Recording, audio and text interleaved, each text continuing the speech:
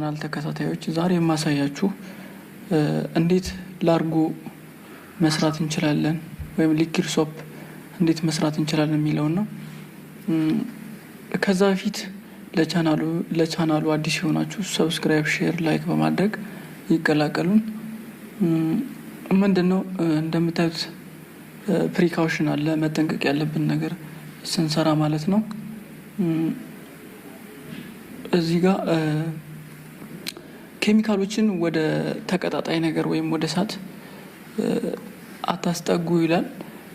ቀጥሎ ደግሞ ማድረግ ያለባችሁ ከእጃችሁ ጋር ወይም ደግሞ ከቆዳችሁ ጋር ንክኪ ከኬሚካሎቹ ጋር ንክኪ ማድረግ የለባችሁም። ጓንት ነው መጠቀም ያለባችሁ ማለት ነው። ከአይናችሁ መጠቀቅ ስላለባችሁ የአይን መሸፈኛ መነጽር ማድረግ አለባችሁ። ልጆች የማይደርሱበት ቦታ ነው ኬሚካሎችን ማስቀመጥ ያለባችሁ ነው የሚለው። ሌላው ደግሞ የመጨረሻው መቅመስ የለባችሁም። ኬሚካሉንም ሆነ ሶፑን መቅመስ የለባችሁም የሚል ነው። እንግዲህ አሁን የምንሄደው ምን እንጠቀማለን ሊኪድ ሶፑን ለመስራት ወይም ላርጎን ለመስራት ምን ግብአቶች ኬሚካሎች እንጠቀማለን የሚለው ነው። እንደምታዩት አንደኛው ናይትሮሶል ነው። ሁለተኛው ኳስቲክ ሶዳ እንጠቀማለን፣ ሶዳ አሽ እንጠቀማለን።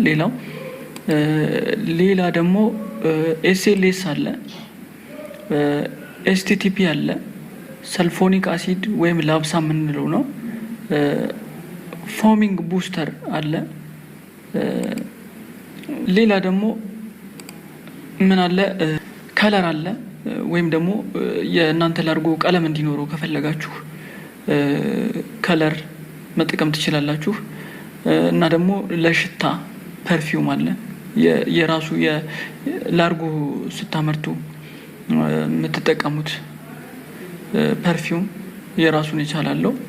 እሱን ቦታውን ጠቁማችኋለሁ፣ የምገዙበትን ቦታ እሱን ነግሬያችሁ ይህን ቢዝነስ ለመጀመር የምትፈልጉ ወይም ደግሞ ቤታችሁ ውስጥ ላርጎ መስራት የምትፈልጉ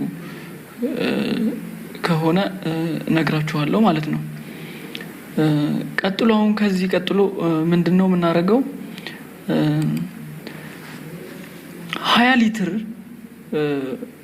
ሊትር ላርጎ ለመስራት ወይም ደግሞ ሊኪድ ሶፕ ለመስራት እነዚህ አሁን የነገርኳችሁ ግብአቶች ምን ያክል አማውንታቸው ወይም መጠናቸው ምን ያክል እንደሆነ እዚህ እንደምታዩት ነውና ቀጣይ ከዚህ በኋላ እንዴት እንሰራለን የሚለውን ነው የምናየው ማለት ነው። እንደምታዩት አሁን እዚህ ጋር ናይትሮሶል 180 ግራም ነው፣ ኳስቲክ ሶዳ 100 ግራም፣ ሶዳ አሽ 350 ግራም ነው።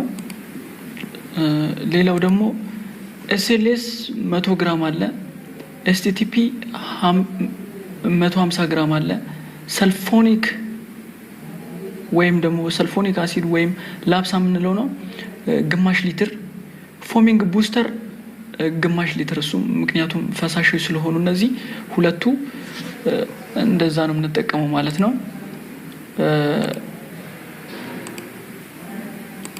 ሌላው ከለር ነው። ከለር 50 ግራም እንጠቀማለን የምንፈልግ ከሆነ፣ ግን የዛን ያክል አስፈላጊ አይደለም። ፐርፊውም ደግሞ 40 ኤምኤል ማለት ነው የምንጠቀመው።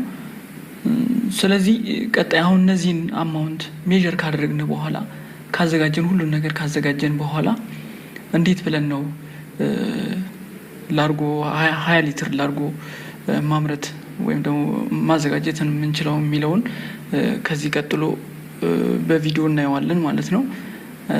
ተከታተሉን። ይሄው አሁን እንደምታዩት ሁሉን ነገር አዘጋጅተናል። የሚያስፈልገን ሮ ማቴሪያል ማለት ነው ሜዠር አድርገን በቃ ለ20 ሊትር ምን ያህል ይበቃናል የሚለውን እዛ ላይ በፊትም እንደገለጽኩላችሁ በሱ መሰረት ተዘጋጅቷል ሁሉም ኬሚካል። እዚህ ጋር እንደምታዩት ደግሞ 20 ሊትር ውሃ ተዘጋጅቷል በባልዲ ማለት ነው። ስለዚህ ቀጣይ ወደ ስራ እንገባለን ማለት ነው። ከዛ በፊት ያው ቀጥታ ወደ ማዘጋጀት ነው የምንሄደው ማለት ነው።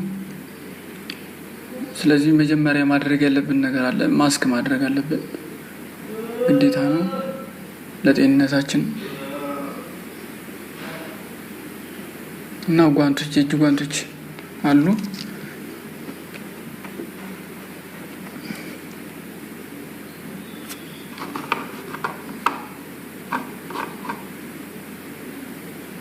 የእጅ ጓንታችንን በአግባቡ እናደርጋለን።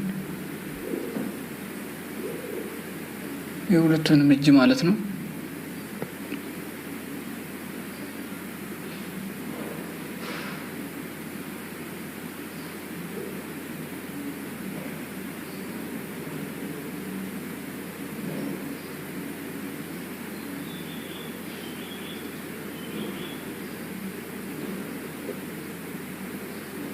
ይሄው አርገናል። አሁን በፊት ከሰፈርነው ውሃ ከ20 ሊትሩ ማለት ነው 15 ሊትሩን ወደዚህ እናስተላልፋለን ማለት ነው። በ15 ሊትር ውስጥ ቀጣይ ዲዞልቭ የምናደርጋቸውን ኬሚካሎች ዲዞልቭ ስለምናደርግ ማለት ነው።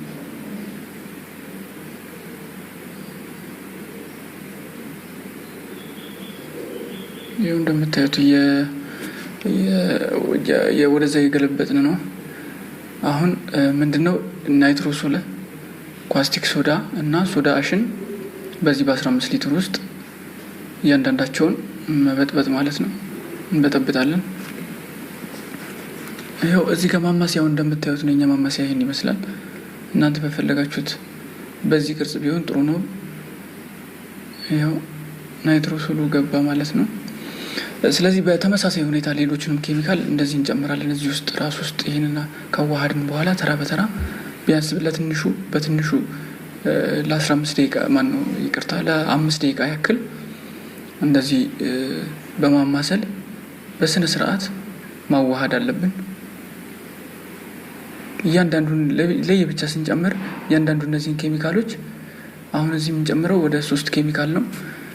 እነዚህን አሁን የጠቀስኩላቸውን እንጨምራለን፣ እንደዛ እናዘጋጃለን ማለት ነው። አሁን ደግሞ ይሄኛው ደግሞ 5 ሊትር የቀረው 5 ሊትር ውስጥ ያኛው 15 ሊትር ውስጥ ነበረ። አሁን ደግሞ 5 ሊትር ውስጥ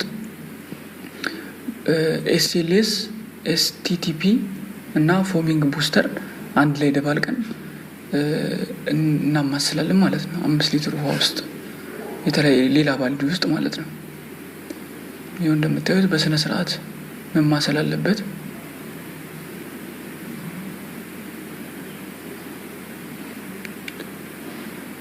ማማሰል ላይ ጥንቃቄ አድርጉ። በደንብ መዋሃድ አለበት እያንዳንዱ ለየብቻ ማለት ነው። ተራ በተራ እያማሰልን እንጨምራለን ማለት ነው እዚህ ውስጥም። ስለዚህ ያኛውን አዘጋጅተናል ኦልሬዲ መጀመሪያ ያዘጋጀነውን። ስለዚህ ይሄን ካዘጋጀን በኋላ ወደ ቀጣዩ ስቴፕ እናልፋለን ማለት ነው። ቀጣዩ ስራችን ምን እንደሆነ ደግሞ ተከታተሉን።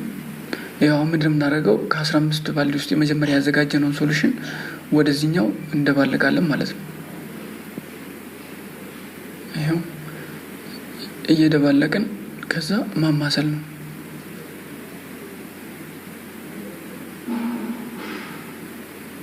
ሁለቱም ማለት ነው። ሁለቱን ያዘጋጀናቸውን ሶሉሽኖች እንደምታዩት ልክ እንደዚህ ማዘጋጀት አንድ ላይ